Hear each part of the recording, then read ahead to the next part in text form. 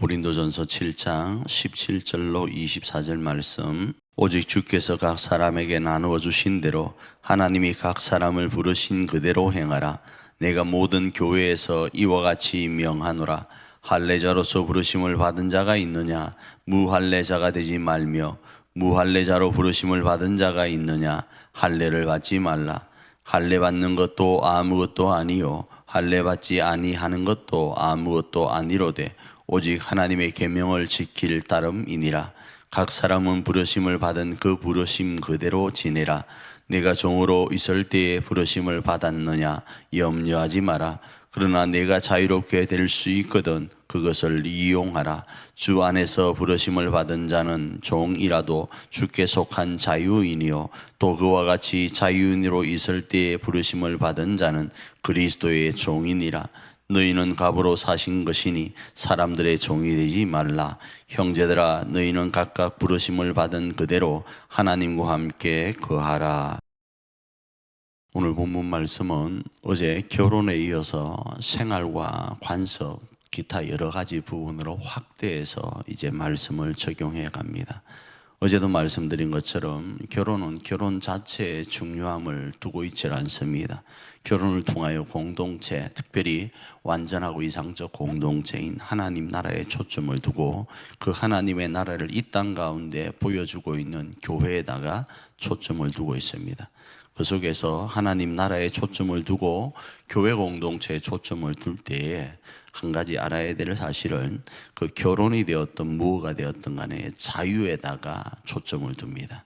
이 자유는 하나님의 자유이고 그리고 하나님 안에서 자유입니다. 그리고 자녀로서의 자유이고 아들로서의 자유입니다.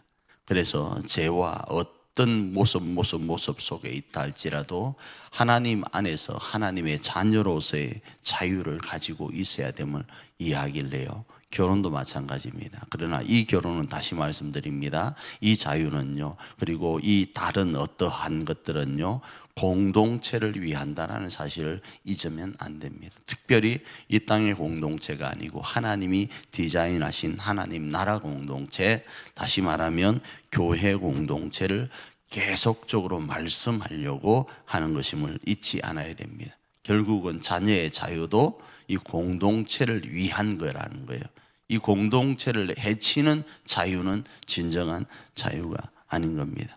그 속에서 오늘 본문 가운데는 하나님의 뜻하심 따라서 부르신 어떤 사람들의 위치가 있습니다.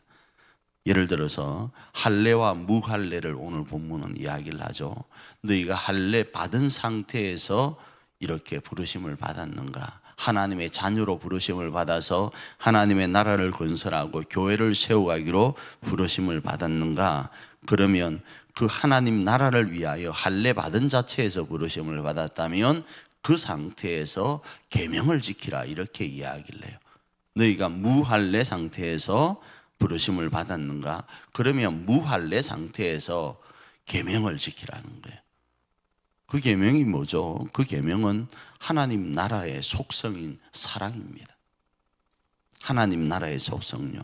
그럼 할례가 뭐고 무할례가 뭐길래 도대체 이 두 가지를 비교하는가? 할례와 무할례는 율법에 대한 겁니다. 너희가 율법에 대하여 이렇다 저렇다 이야기가 많고 그 핵심인 할례에 대해서 이렇다 저렇다 하는 이야기가 많은데 그 행위에 초점을 두지 말고 행위보다 더 하나님의 자녀라는 그 입장에서 계명을 지키라는 거예요. 하나님 나라에 하나님의 자녀라는 그 어떤 위치에 있다면 정말로 하나님 안에 있는 하나님의 강력한 속성인 공유적 속성인 사랑을 너희 속에서 실천해 가라라는 이야기입니다. 뭐를 위해서요? 하나님의 나라를 위해서 이 땅의 가장 이상적인 교회 공동체를 세우기 위해서 그러해야 된다는 겁니다. 두 번째로는 노예와 자유에 대해서, 자유인에 대해서 이야기를 합니다. 노예와 자유인 가운데 노예는 여러 가지 경우가 있습니다. 하나는 돈과 가족을 위해서 속박된 상태일 수 있고 자유를 모르는 무지한 상태에서 얽매여 있을 수 있습니다. 그런데 그 상태에서 부르심을 받았다라고 한다고 했을 때 어쩔 수 없는 상황이 있지 않겠어요? 돈과 가족을 위해서 오늘도 헌신하는 모습들이 있지 않겠습니까? 간혹 혹자는 이런 이야기를 하죠. 지금의 세대에서는 직장에 매여 있는 것도 하나의 노예와 같은 모습이다. 왜? 돈을 벌기 위해서 있는 거니까. 그래서 기업인이 되기를 원하는 사람도 있습니다. 그게 자유라고 생각을 할 수 있어요. 그런데 그 당시 노예는 두 가지예요. 하나는 가족과 돈을 위해서 속박된 상태, 또 하나는 자유를 모르는 무지한 상태에 있는 상태입니다. 그래서 그 상태에서 내가 자유로워야 되는데 묶여 있는 것 안 된다. 이 내팽개 칠 수가 없습니다. 왜요? 내팽개 치면 돈과 가족을 이렇게 근사해 가기가 어렵게 되어지니까요. 자, 그럴 때 어떻게 할 것인가? 너희가 노예로 잡혀 있다 할지라도 너희는 영적 자유 가운데 있다는 사실을 잊지 말고 그 자유를 노래하라라는 거예요. 그리고 할 수 있으면 자유할 수 있는 방법에 힘쓰라고 이야기를 합니다. 너희가 자유 가운데 있다라고 했을 때, 자유인이라고 했을 때 너희들은 한 가지 알아라. 예수 그리스도께서 너희를 피로 값주고 사셔서 그의 것이 되었으니 너는 예수 그리스도의 종이라는 사실을 기억해라 라고 이야기를 하는 거예요. 그래서 그 안에서의 하나님 안에서의 자유를 이해하라 이야기를 하고 있습니다. 결국은 하나님과의 관점을 이렇게 계속적으로 부각시키는 이유는 공동체를 세워가는 데 있어서 하나님 속성인 사랑이라는 것, 그리고 하나님이 이 땅 가운데 우리에게 원하시는 첫 계명, 새 계명, 새 언약인 그 사랑을 실천하여서 교회를 교회답게 세워가라는 이야기이고, 어쩌면 교회라는 이 공동체가 하나의 출발점이 되어서 각 공동체마다 교회와 같은 기능을 할 수 있도록 하나님은 원하시는 것으로 이해할 수 있습니다.